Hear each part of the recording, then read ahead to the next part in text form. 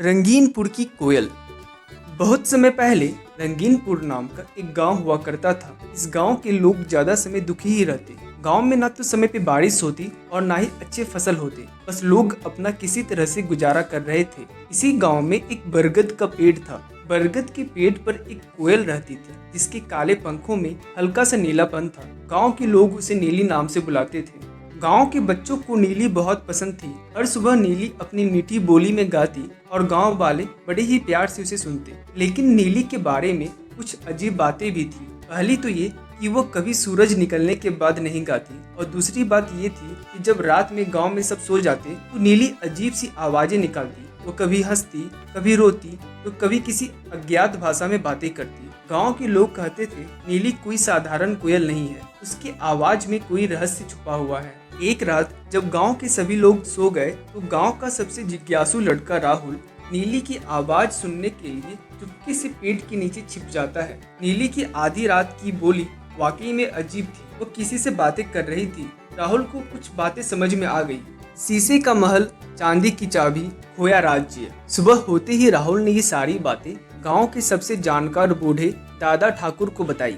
दादा ठाकुर ने सिर हिलाते हुए कहा, राहुल बेटा, ये नीली तो हमें किसी खोए हुए राजा के राजमहल का रास्ता बता रही है। शायद उस राजमहल के मिलने से हमारे गांव का कुछ भला हो सके।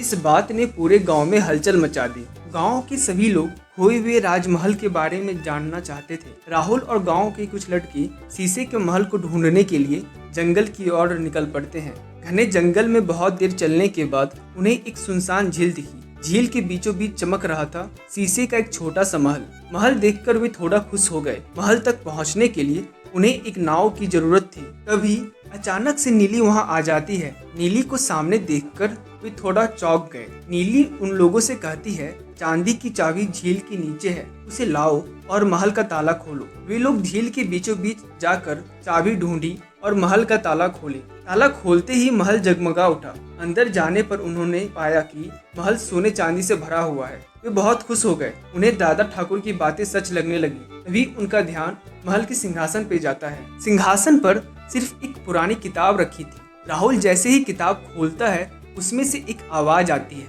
मैं इस राज्य का राजा हूँ। एक जादूगर ने मुझे महल के अंदर कैद कर दिया है। इस किताब में जादू तोड़ने का मंत्र है। राहुल उस मंत्र को पढ़ता है और राजा आजाद हो जाता है। राहुल राजा के साथ महल के बाहर आता है तो उन्हें एक रानी दिखाई देती है। ये और कोई नहीं बल्कि नीली ही थी। जादूगर ने ही रानी को एक कोयल बना दिया था। राजा के आजाद होने से नीली भी आजाद हो गई थी। वे लोग गांव पहुंचकर गांव वालों को सारी बातें बताते हैं। राजा अपना सारा सोना चांदी गांव वालों में बांट देता है और गांव वालों का धन्यवाद भी करता है। और इस तरह से रंगीनपुर में रौनक लौट आई।